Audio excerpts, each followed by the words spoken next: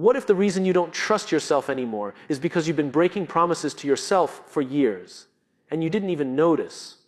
Let me ask you something that might sting a little. When was the last time you said you were going to wake up early and you didn't? When was the last time you promised you'd start that project and you delayed it? When was the last time you told yourself, this time will be different? And it wasn't. Here's the hard truth. You don't trust yourself anymore because you've trained your mind not to. And that's not a character flaw. It's conditioning. We think self-trust is something you either have or you don't. We look at confident people and assume they were born that way. But confidence is not a personality trait. It's evidence. It's built from proof. And every time you follow through on something you said you would do, you give yourself proof. But every time you don't, you collect opposite evidence. Think about this.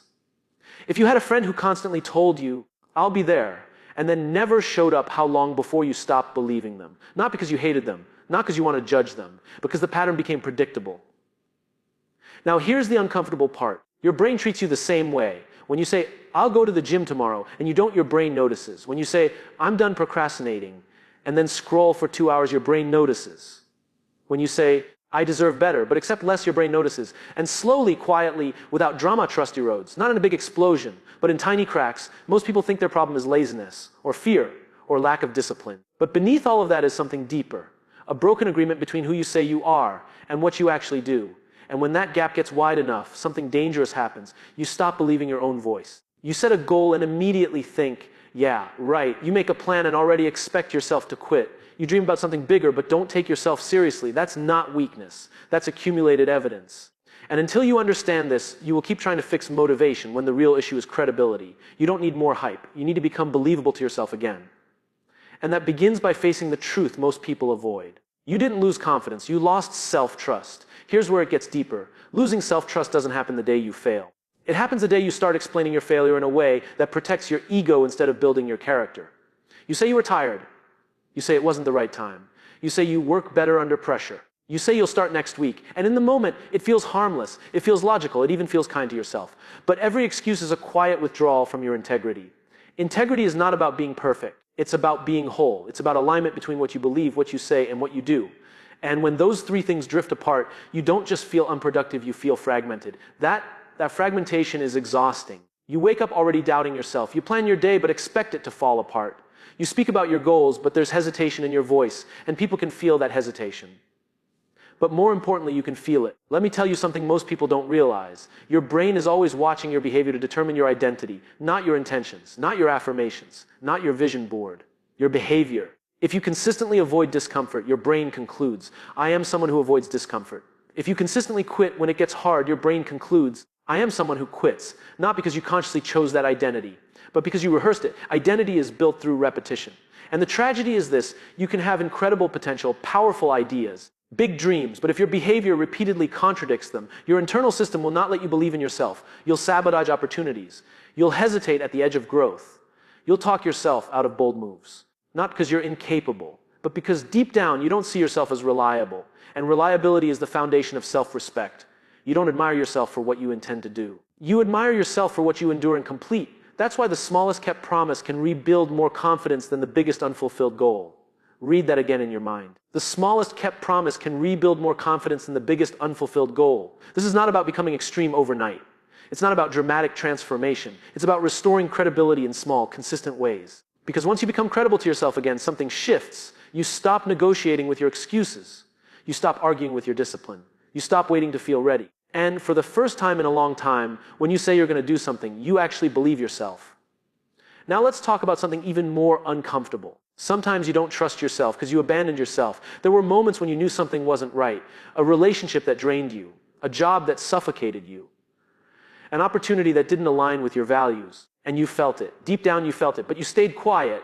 You ignored your intuition. You overrode your instincts. You chose approval over alignment. And every time you did that, a small voice inside you whispered, why didn't you listen to me? Self-trust is not just about discipline. It's about self-loyalty. When you constantly silence your inner voice to keep others comfortable, you teach yourself something dangerous, that your feelings are negotiable. At first, it seems mature. It seems responsible. You tell yourself you're being practical. You say you're compromising. You say you're just trying to make things work. But compromise without boundaries becomes self-betrayal. And betrayal, even when it's done by you to you, leaves scars. That's why now, when you try to make a bold decision, you hesitate. When you feel a strong instinct, you second guess it. When your gut tells you something, your mind argues back, because you've created a pattern of not listening. Imagine a child who keeps telling their parent, "I'm scared," and the parent keeps saying, "You're fine." Eventually, that child stops speaking up, not because the fear disappears, but because they learn their voice doesn't matter. You've done that to yourself. You felt tired and pushed through without rest. You felt overwhelmed and pretended you were okay. You felt misaligned and convinced yourself to stay. And now you wonder why your internal guidance system feels weak. It's not weak. It's unheard. Trust grows where there is safety. And if your inner voice doesn't feel safe expressing itself without being dismissed, it will go quiet. Rebuilding self. Trust means rebuilding that relationship. It means pausing when something feels off. It means asking, what am I really feeling right now? It means honoring small boundaries before demanding big courage. Because courage is not loud. It's not dramatic. It's often a quiet decision to stop abandoning yourself. You don't need to become fearless overnight. You need to become loyal. Loyal to your standards. Loyal to your intuition. Loyal to the version of you that knows what you deserve. And when you start showing up for yourself in those quiet moments, something powerful happens. That inner voice doesn't disappear. It gets stronger. And slowly you start believing it again. There's another reason you don't trust yourself anymore. And this one is subtle. You keep outsourcing your authority. Before you make a decision, you ask 5 people what they think. Before you start something new, you look for validation. Before you take a step, you search for reassurance that it's the right move. And on the surface, that seems wise. Getting advice isn't wrong. Learning from others isn't weakness. But when every decision requires external approval, you slowly teach yourself something dangerous. You teach yourself that your judgment is not enough. The more you depend on outside voices to confirm your direction, the quieter your own voice becomes. Not because it lacks wisdom, but because you've stopped giving it the final say. Think about how this plays out. You have an idea. It excites you, it feels aligned. But instead of acting, you immediately ask, what will they think? You imagine criticism, you imagine failure, you imagine disappointment. And suddenly the idea doesn't feel strong anymore. Not because it changed, but because you handed it over to imaginary juries. Here's the truth. No one else lives with the consequences of your decisions the way you do. No one else feels your regret, your fulfillment, your growth, your stagnation. Yet somehow, you've allowed other opinions to outweigh your internal knowing. Over time, this creates confusion. You don't know what you actually want. You don't know what's fear and what's intuition. You don't know which voice is yours and which one you adopted, and confusion destroys trust. Self-trust requires ownership. Ownership of mistakes, ownership of risks, ownership of outcomes. When you avoid ownership by constantly leaning on consensus, you weaken your internal leadership. Leadership is not about controlling others. It's about leading yourself first. It's about saying, I've gathered information. I've listened. Now we'll decide. You will not always be right. But here's the paradox. Making your own wrong decision builds more self-trust than living inside someone else's right one. Because when you choose, you learn. When you learn, you grow. And when you grow, you begin to rely on your ability to adapt instead of your ability to predict. That's where real confidence lies. Not in certainty, but in self-responsibility. You rebuild trust by making decisions and standing by them, by adjusting when necessary, by admitting when you're wrong without collapsing your identity. You don't need everyone to agree. You need to know that when the moment comes, you will back yourself. And the first step toward that is simple but uncomfortable. Stop asking everyone else who you should be and start deciding. There's something else you may not want to admit. You don't trust yourself anymore because you've been addicted to immediate comfort.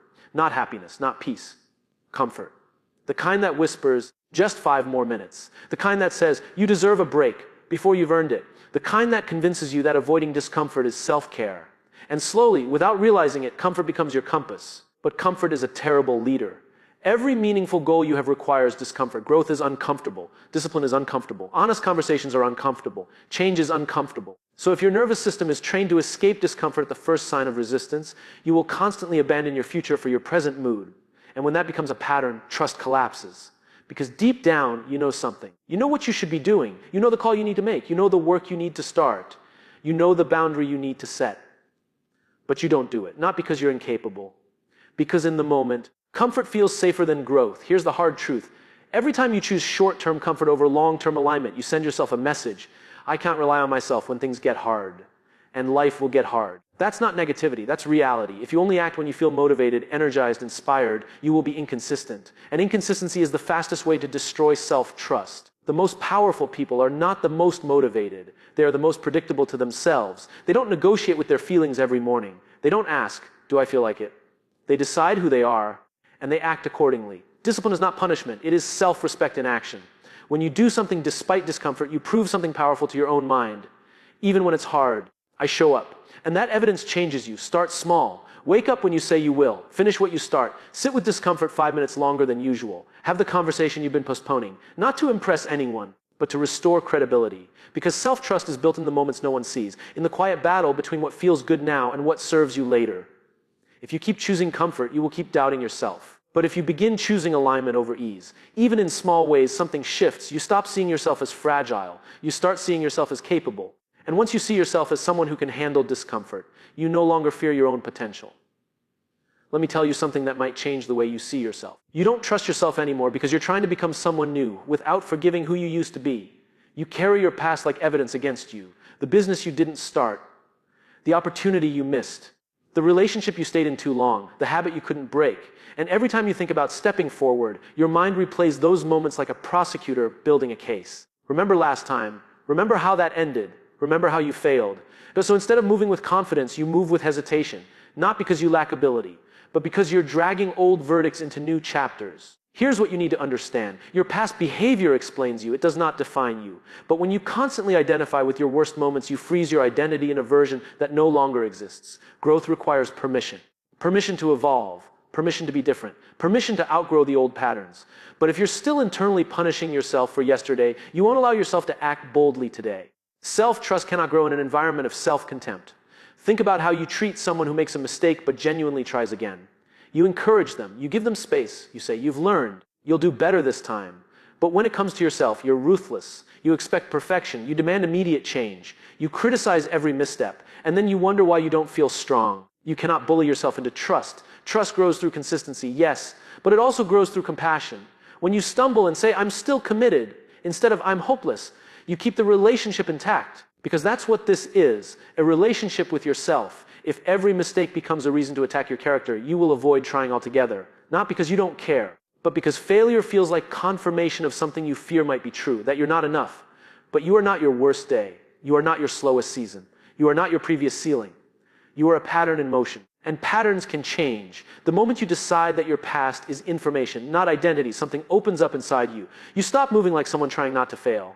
And you start moving like someone learning how to win. And that shift, that subtle internal permission to evolve, is where self-trust begins to return. There's a deeper layer most people never talk about. You don't trust yourself anymore because you keep breaking commitments when no one is watching. Publicly, you look responsible. You show up to work. You meet deadlines. You keep promises to others. But privately, it's different. You tell yourself you'll read that book. You tell yourself you'll practice that skill. You tell yourself you'll stop that habit. And then you don't. Here's what's dangerous about that pattern. When you break a promise to someone else, there are consequences. There's accountability, there's feedback. But when you break a promise to yourself, the only witness is you. And when the only witness is you, it becomes easy to minimize it. It's not a big deal. I'll make up for it tomorrow. No one knows. But you know. And that's enough. Self-trust is not built in public victories. It's built in private integrity. Integrity is who you are when applause is absent. It's the decision you make when the shortcut is invisible to everyone but you. Every time you cut corners in private, you weaken your internal foundation. And over time, that weakness spreads. You start questioning your discipline. You start doubting your resilience. You start feeling like an imposter in your own ambition. Because there's a gap between your outer image and your inner reality. And that gap creates tension. You want big results. You want massive growth. You want to become someone extraordinary. But extraordinary results require extraordinary self-honesty. Look at your private life, not with shame, with clarity. Are you consistent when no one checks on you? Do you follow through when there's no reward? Do you hold yourself accountable without external pressure? That's where your answer lies. Most people wait for motivation to strike. But motivation is unreliable. It comes and goes. What remains is character. Character is built when you choose the harder right over the easier wrong. When you finish the workout you could skip. When you put the phone down even though no one would blame you for scrolling. These small private victories compound. And here's the powerful part. When you start keeping promises to yourself consistently, something shifts in your posture, in your tone, in your decisions. You walk differently. Because you know something about yourself that others don't. You know you can rely on you. And once you become someone who keeps their word, especially to yourself, you stop seeking validation. You stop needing constant reassurance. Because the loudest proof is internal. And that's when self-trust stops being fragile. It becomes unshakable. There's another hard truth you need to hear. You don't trust yourself anymore because you keep setting standards you don't actually believe you can meet. You say you're going to change everything overnight. You say you'll wake up at 5 a.m. every day starting tomorrow. You say you'll cut every bad habit instantly. You say this year will be completely different. And for a moment, it feels powerful. It feels inspiring. You feel energized by the intensity of it. But intensity is not sustainability. When you consistently set goals that are far beyond your current level of discipline, you create a cycle. You get excited. You overcommit. You burn out. You quit. You feel disappointed. You lower your self-image, and then you repeat it. Over time, your mind starts associating your ambition with eventual failure. So the next time you get inspired, there's a voice that whispers, "We've done this before." That whisper is not negativity, it's pattern recognition. The problem is not that you aim high. The problem is that you aim unrealistically without building the foundation to support it. Self-trust is not built by dramatic declarations. It's built by achievable consistency. If you've been inconsistent for years, you don't rebuild trust by demanding perfection. You rebuild it by proving reliability in small increments. Instead of saying, "I'll work out 7 days a week," say, "I'll work out twice, no excuses." Instead of saying, "I'll read 50 books this year," say, "I'll read 10 pages daily."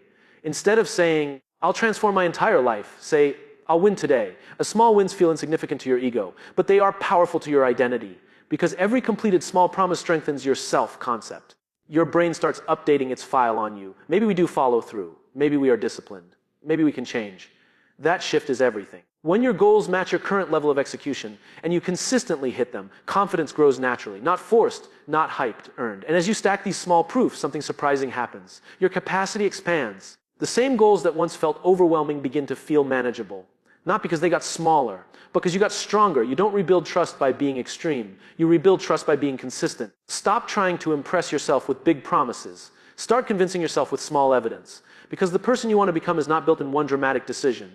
They're built in quiet, repeatable actions that prove, over and over again, you mean what you say. Now let's confront something even deeper. You don't trust yourself anymore because you've been living in reaction instead of intention. You wake up and immediately check your phone. You respond to messages. You handle problems. You put out fires. You move from one demand to the next. And at the end of the day, you feel busy but not fulfilled. Busy is not the same as aligned. When you live in constant reaction, you are allowing the world to dictate your direction. And when you don't control your direction, you slowly lose connection with your purpose. Self-trust requires clarity, but clarity doesn't exist in chaos. If every day is just responding to what's urgent, you never create space for what's important. And when you constantly postpone what's important to you, you start to feel invisible in your own life. Your goals become someday. Your growth becomes later. Your dreams become when things calm down. But things rarely calm down. Life will always demand something from you. The question is whether you will demand something from yourself. When you don't intentionally choose your actions, you unintentionally drift. And drifting creates doubt. You begin to wonder, do I even know what I want? Why do I feel stuck? Why am I not moving forward? It's not because you're incapable. It's because you're not leading yourself. Leadership begins with a pause. Before the world tells you what it needs, you decide what you need. Before reacting, you reflect. Before agreeing, you evaluate. That shift from reaction to intention is small, but powerful. It might look like planning your top 3 priorities before opening social media. It might look like protecting 1 hour for deep work. It might look like saying no to something that doesn't align. These decisions seem simple, but they send a powerful message internally.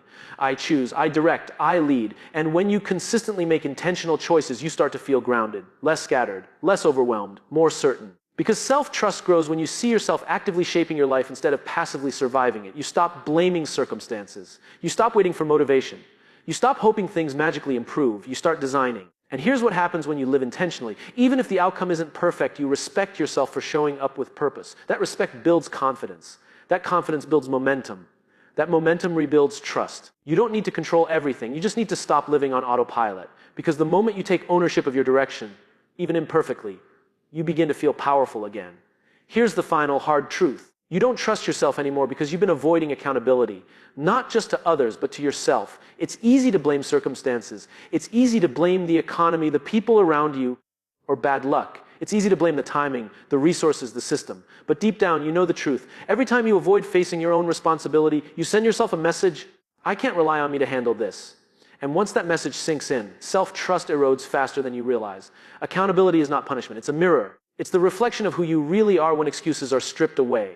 When you start taking full ownership of your actions, decisions, and outcomes, even when they hurt or disappoint, something shifts inside. You stop hiding from yourself. You stop rationalizing your failures. You stop negotiating with your conscience. And that's where trust begins to rebuild. Here's the paradox. Most people avoid accountability because they fear it will expose their weakness. But real strength grows in exposure. Real credibility grows in acceptance. When you consistently face reality, the good, the bad, the uncomfortable, you begin to see yourself clearly. You see patterns. You see your potential. You see the areas where you can improve.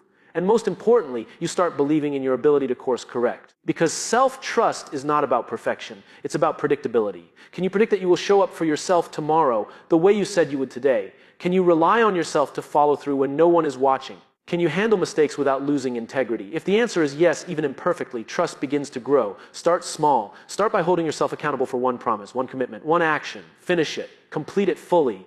Reflect on it. Learn from it. Then repeat. Each cycle builds evidence. Evidence that you are reliable. Evidence that you can count on yourself. Evidence that your word too matters. And when enough evidence accumulates, the fear, doubt, and hesitation fade. You stop second-guessing yourself. You stop procrastinating. You stop fearing your own decisions because you become someone you can trust. And once that happens, everything else aligns. Your goals feel reachable. Your choices feel clear. Your life feels directed by intention, not reaction. Self-trust is the foundation. And once you rebuild it, you are unstoppable.